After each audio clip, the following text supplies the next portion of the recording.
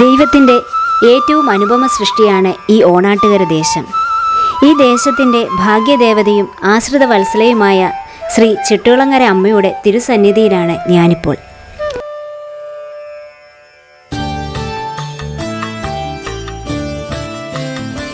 ഈ നാടിൻ്റെ സർവ്വ ഐശ്വര്യങ്ങൾക്കും കാരണഭൂതയായ അമ്മയുടെ കുംഭഭരണിയും മീനഭരണിയും ഉത്സവത്തിൻ്റെ തിരക്കിലാണ് ഈ ദേശം മുഴുവനും.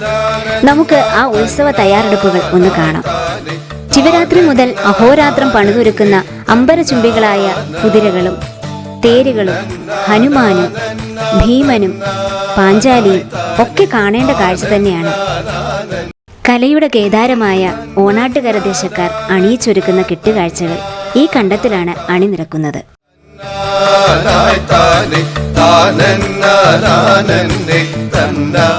ഞാനിപ്പോൾ ഒന്നാം കരയായ ഈരേഴ് തെക്ക് കുതിരമാളികയിലാണ് നിൽക്കുന്നത്. ഈ കുതിരയിലാണ് അമ്മയുടെ മുടി ഉറപ്പിച്ചിരിക്കുന്നത്. കൂടാതെ ഈ കുതിരയിൽ 2 പാവകളെയും കാണാം.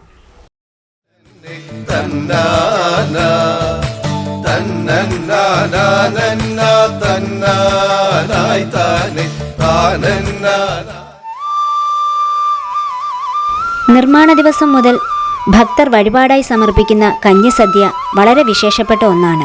ഭരണി ദിവസം ഊണിന് കൊഞ്ചുമാങ്ങ എന്ന വിഭവം എല്ലാ വീടുകളിലും ഉണ്ടാവും.